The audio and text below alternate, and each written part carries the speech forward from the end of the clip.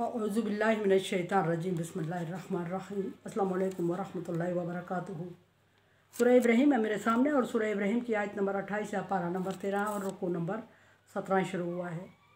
और आयत नंबर 27 के आखिर में अल्लाह तबारक व तआला ने फरमाया कि अल्लाह तबारक व तआला अपने फ़ैसले में जो चाहता है वो कर गुज़रता है, कोई इसको रोकने वाला या कोई इसके राह में रुकावट नहीं है। और इससे पहले जहन्नम का जिक्र और ज़ालिमों का जिक्र चल रहा था कि अल्लाह तबारक व तआला ज़ालिमों को अंजाम तक पहुँचा के रहेंगे। अब आयत नंबर 28 में अल्लाह तबारक व तआला किन लोगों से ख़िताब फरमा रहे हैं, देखते हैं। अलम तरा इलल लज़ीना बद्दलू निमतल्लाहि कुफ्रा व अहल्लू कौमहुम दारल बवार। दारुल बवार का मतलब जहन्नम है और बहुत ही बुरी जगह है, बुरा ठिकाना है। और क्या आपने उन लोगों को देखा, अलम तालम मराद है इसने, क्या आप उन लोगों को जानते हैं। यहाँ अल्फाज बोले जा रहे हैं, क्या आपने उन लोगों को देखा। हकीकत में इन अल्फाज के मानी अलम तालम, क्या तुम उन लोगों को जानते हो, उस कौम को जानते हो। किस कौम की बात हो रही है।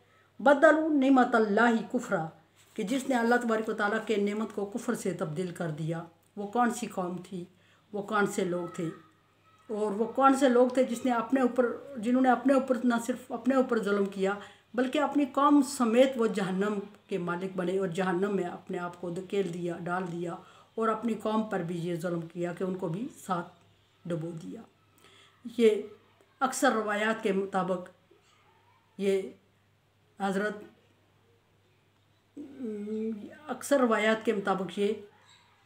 कुफ़ार मक्का हैं, कुरैश हैं। कुरैश पर अल्लाह तबारक व तआला ने सबसे बड़ी ख़ानदान कुरैश अहले मक्का पर अल्लाह तबारक व तआला ने सबसे बड़ी नेमत अता फरमाई उनको। और वो बड़ी नेमत क्या थी। इब्राहीम अलैहिस्सलाम की दुआ थी, हुज़ूर सल्लल्लाहु अलैहि वसल्लम की आमद थी और ख़त्म नबूवत कुरैश पर हुई। और अल्लाह तबारक व तआला ने अपनी शरीयत को ख़ानदान कुरैश पर मिटा दिया, ख़त्म किया, पूरा किया, मुकम्मल किया। लेकिन ख़ानदान कुरैश की बदबख्ती कुफ़ार की बदबख्ती थी जो वो इनकार कर गए और उन्होंने अपने इस मकाम को ठुकरा के जहन्नम को ख़ुद अपने लिए इख्तियार किया और चूज़ किया। और न सिर्फ अपने लिए बल्कि अपनी कौम समेत जहन्नम में डल गए और अल्लाह तबारक व तआला के अहकामात की नाफरमानी करते हुए। उधर तो कुफ़ार मक्का का ये अल्लाह तबारक व तआला से शिकवा था कि हम बड़ी कौम थे और अल्लाह तबारक व तआला ने हमारे लिए अलग हिदायत का इंतज़ाम नहीं किया और हमारे लिए कोई अलग नबी नहीं भेजा। सो हम किसी दूसरे नबी पर ईमान ला के क्यों उस पर आप ईमान लाएँ। तो हमारे लिए अल्लाह तबारक व तआला अलग हिदायत का इंतज़ाम करता। और जब अल्लाह तबारक व तआला ने हिदायत का इंतज़ाम फरमाया, उनके लिए अलग नबी भेजा और उन्हीं में से भेजा। जिस तरह हज़रत इब्राहीम और इस्माईल अलैहिस्सलाम ने दुआ की थी कि रब्बना वबअस फ़ीहिम रसूलन मिनहुम अलैहिम यतलू आयाति युज़क्कीहिम, जो उनको तेरी आयत पढ़ के अल्लाह तो इनमें से रसूल भेज जो इन्हीं में से हो। अब इब्राहीम और इस्माईल अलैहिस्सलाम ने दुआ की थी कि इनमें रसूल भेज जो इन्हीं में से हो। इसका क्या मतलब है। इसका मतलब ये था कि इब्राहीम और इस्माईल अलैहिस्सलाम ने दुआ में ये फरमाया कि जो अहले अरब का कुरैश ख़ानदान से अरब ख़ानदान से हो, जो इनकी मादरी ज़बान में शरीयत लाए, जिस शरीयत को ये समझे जिस पर इन्हें एतराज़ ना हो। और अल्लाह तबारक व तआला ने हुबहू आपकी दुआ कबूल करते हुए, हज़रत इब्राहीम अलैहिस्सलाम की दुआ कबूल करते हुए कुरैश में ही नबी सल्लल्लाहु अलैहि वसल्लम को मबूस फरमाया, उसी ख़ानदान में।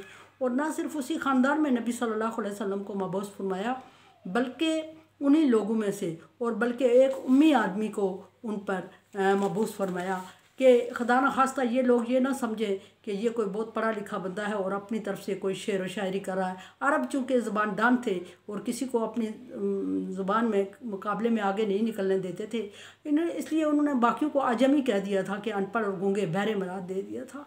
सो अगर नबी सल्लल्लाहु अलैहि वसल्लम उम्मी ना होते, किसी बाकायदा उम्मी वो होता है जो किसी बाकायदा किसी अदारे से फ़ारिग़ तहसील नहीं होता।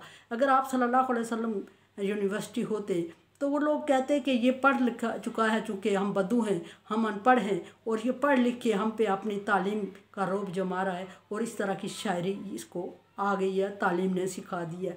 इसलिए अल्लाह तबारक व तआला की हिकमत थी कि अल्लाह तबारक व तआला ने नबी सल्लल्लाहु अलैहि वसल्लम को उम्मी रखा और फिर उम्मी रखने के बाद आप सल्लल्लाहु अलैहि वसल्लम को अल्लाह तबारक व तआला ने यहाँ तक पहुँचाया कि आप सल्लल्लाहु अलैहि वसल्लम को अल्लाह तबारक व तआला ने नबी बनाया और शरीयत दी, और शरीयत भी क़यामत तक चलने वाली दी। और जब शरीयत क़यामत तक चलने वाली दी तो आपके ख़ानदान ने अहले मक्का ने आपका ना सिर्फ इनकार किया बल्कि अपनी कौम को इस तरह वर्गलाया कि वो आप सल्लल्लाहु अलैहि वसल्लम के ख़िलाफ़ हो गई। तो फिर क्या हुआ कि अल्लाह तबारक व तआला ने फरमाया कि बद्दलू निअमतल्लाहि कुफ्रा, बिल्कुल इसी तरह किया था बनी इसराइल ने जब मूसा अलैहिस्सलाम की कौम ने अल्लाह तबारक व तआला से कहा कि हम ज़मीनी अजनास खाना चाहते हैं, हम मन्नो सलवा खा के उकता चुके हैं, तो अल्लाह तबारक व तआला ने उनके लिए ऐसे अल्फाज इस्तेमाल किए थे कि बद्दलल्लज़ीना ज़लमू क़ौलहुम, उस तरह भी के अल्फाज इस्तेमाल किए। फिर अतस्तब्दिलून अल्लज़ी हुवा अदना बिल्लज़ी हुवा खैर, कि तुम एक आला और अच्छी चीज़ के बदले में मामूली चीज़ का इंतखाब कर रहे हो। इसी तरह अल्लाह तबारक व तआला यहाँ फरमा रहे हैं कि बदलू निअमतल्लाहि कुफ्रा, उन्होंने अल्लाह की नेमत को कुफ्र से बदल दिया। व अहल्लू कौमहुम दारल बवार, और बुरे घर का इंतखाब अपनी कौम के लिए भी कर लिया, ना सिर्फ अपने लिए बल्कि अपनी कौम के लिए भी बुरे घर का इंतखाब किया। और वो बुरा घर जो बुरा सिर्फ देखने की हद तक नहीं है बल्कि इंतहाई तकलीफ़ देह है, जिसमें जाने वाला जहन्नम के अज़ाब का मुस्तहिक होगा। जो वो घर जिसमें आग के शोले हैं, वो घर जो कि चीखो पकार का मंज़र पेश करता, उस घर का वो जहन्नम है। जहन्नम, उस घर का नाम जहन्नम है, अल्लाह तबारक व तआला ने फरमाया। और यस्लौनहा, और वो उसमें डाले जाएंगे, बिसल करार, और बहुत ही रहने की जगह उनके लिए होगी, बहुत ही बुरा ठिकाना होगा, और बहुत बुरा ठिकाना होगा उनके लिए, और बहुत बुरी जगह होगी उनके लिए। तो अल्लाह तबारक व तआला ने इसलिए कौम अरब को बुरा करार दिया, और क्योंकि उन्होंने ना सिर्फ अपने लिए बुराई का इंतखाब किया, बुरी जगह का इंतखाब किया, अल्लाह की नेमतों को बदला बुराई से, बल्कि अपनी कौम को भी हलाकत में डाला। व जालू, और फिर फरमाया कि जालू लिल्लाहि अंदादा, और इसलिए कि उन्होंने अल्लाह तबारक व तआला के साथ शरीक ठहराना शुरू कर दिए। और अल्लाह तबारक व तआला की ज़ात और सिफ़ात में अगर जिसने शरीक ठहराया उसकी बख्शिश की गुंजाइश हो ही नहीं सकती। इन्ना शिर्क ला ज़ुल्मुन अज़ीम, शिर्क बहुत बड़ा गुनाह है। अल्लाह तबारक व तआला इसके अलावा जो गुनाह चाहेगा माफ़ करेगा, लेकिन शिर्क को माफ़ करना ही नहीं चाहेगा। ये नहीं कि कर नहीं सकता, माफ़ करना ही नहीं चाहेगा। युज़िल्लु अन सबीलिही, और उन्होंने अल्लाह तबारक व तआला के साथ शरीक ठहराए। कौम की बात हो रही है, बड़े लोगों की, जिन्होंने अपनी कौम को हलाकत में डाला, उन्होंने अल्लाह तबारक व तआला के साथ शरीक ठहराए ताकि लोगों को अल्लाह तबारक व तआला के रास्ते से गुमराह कर सकें, और गुमराह कर सकें, लोगों को अल्लाह के राह से बहका सकें। और भटका दिया, गुमराह कर दिया बहुत सारे लोगों को शैतान के साथ मिलके, इसलिए कि शैतान ने अल्लाह तबारक व तआला से क़यामत तक के साथ रहने का वादा किया हुआ है। जब शैतान ने वादा किया हुआ तो अल्लाह तबारक व तआला वादा खिलाफ़ी शैतान के साथ भी नहीं करता। अल्लाह तबारक व तआला ने उसको टाइम दिया, और उसको टाइम दिया तो फिर उसने गुमराह किया मखलूक को, और मखलूक को गुमराह किया तो मखलूक के बड़ों ने अपनी कौम के छोटे लोगों को भी तबाही और हलाकत में डाल दिया। कुल ए नबी, आप उनसे कहें तमत्ताऊ, थोड़ा सा फ़ायदा उठा लो दुनिया में रह के। तमत्ताऊ का मतलब होता है थोड़ी टाइम के लिए फ़ायदा, थोड़ा फ़ायदा दुनिया में रहते हुए उठा लो, और उस थोड़े फ़ायदे से फ़इन्ना मसीरकुम इलन नार, और तुम्हारा जो हमेशा ठिकाना होगा वो जहन्नम होगा। और अल्लाह तबारक व तआला ने जहाँ थोड़ा फ़ायदा दुनिया को करार दिया, दुनिया को मता और गरूर फरमाया। अल्लाह तबारक व तआला ने मता, छोटे से फ़ायदे, थोड़े फ़ायदे को फरमाता है। अल्लाह तबारक व तआला फरमाया कि इस छोटे फ़ायदे की खातिर उन्होंने बड़ी हमेशा के घर को, जन्नत को, नेमत को जहन्नम में बदल के कबूल किया। और अल्लाह तबारक व तआला ने उनके कहने पर, उनके अमाल के मुताबिक, उनकी चॉइस के मुताबिक उनका आखिरत का घर जहन्नम करार दे दिया। और उसमें वो अपने उन लोगों के साथ जो उनकी पार्टी थी, जिनको उन्होंने बहकाया, गुमराह किया, उसके साथ वो जहन्नम में गए। और अहले अरब पर अल्लाह तबारक व तआला के बड़ी इनाम था कि अल्लाह तबारक व तआला ने उनके अपने आबा व अजदाद में उन्हीं में से रसूल का इंतखाब करके, और उनको तसल्ली के लिए, ताकि उनको हर तरह से तसल्ली रहे। ये एक बहुत बड़ा स्टेटस था, और ये आखिरी नबी का अरब के बदों में से आना बहुत बड़े स्टेटस की बात थी। लेकिन अरबियों ने भी पहले लोगों की तरह अपने रसूल की कदर नहीं की, ना सिर्फ कदर नहीं की बल्कि उसको मक्का छोड़ने पे मजबूर किया, हिजरत करने पे मजबूर किया, हिजरत के मौका पर कत्ल की साजिश बनाई। और नबी सल्लल्लाहु अलैहि वसल्लम को अल्लाह ताला ने उसकी साजिश से महफूज रखा, वरना वो तो नबी सल्लल्लाहु अलैहि वसल्लम को कत्ल करने की, अपने ही बेटे भतीजे को, भांजे को कत्ल करने की साजिश बना चुके थे। नबी सल्लल्लाहु अलैहि वसल्लम घबरा के ननियालियों में तशरीफ़ ले गए ताइफ वाले आपके ननियाली थे, ताइफ वालों ने आप वो पथराव किया कि आपके जूते खून से भर गए।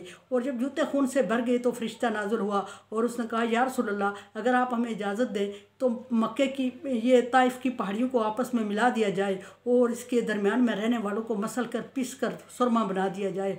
अल्लाह के नबी रहमत लिल आलमीन है, आप सल्लल्लाहु अलैहि वसल्लम ने दुआ की कि नहीं या अल्लाह, मुझे इनकी परवाह नहीं, हो सकता है इनमें से कोई मोमिन पैदा हो, ये अगर मेरी कदर नहीं कर रहे तो अगला आने वाला कोई कदर करे। फिर आपने ये भी फरमाया फरिश्ते से कि शायद कि अल्लाह तबारक व तआला इनको हिदायत दे। ये नहीं मैं कहता कि अल्लाह ताला इनको तबाह कर दे और बर्बाद कर दे, मैं ये दुआ करूँगा कि अल्लाह तबारक व तआला इनको हिदायत दे, इन्हें मेरी कदर नहीं, ये मुझे नहीं जानते। और जिस वक्त इनको समझ आएगी उस वक्त वो पछताएंगे। और ऐसा ही हुआ और नबी सल्लल्लाहु अलैहि वसल्लम फिर घबरा के मक्का छोड़ गए। और मक्के को छोड़ते वक्त आप सल्लल्लाहु अलैहि वसल्लम आप दीदा थे और ये कह रहे थे, या अल्लाह, मक्का तो मुझे बहुत अजीज़ है, मैं तुझे छोड़ना नहीं चाहता, लेकिन तेरे बासियों ने मुझे रहने नहीं दिया। सो अहले मक्का पर अल्लाह तबारक व तआला का बड़ा एहसान कि वही का सिलसिला जो आदम अलैहिस्सलाम से शुरू हुआ था मक्का वालों पर ख़त्म हुआ, लेकिन मक्के वालों ने उसकी कदर नहीं की, अपने नबी की, अपने भाई की, अपने बेटे की, अपने भतीजे की कदर नहीं की और उसकी जान के दर पे हुए और उसको एरिया छोड़ने पे मजबूर कर दिया। मेरे चैनल को सब्सक्राइब करें। Thank you so much. अल्लाह हाफिज़।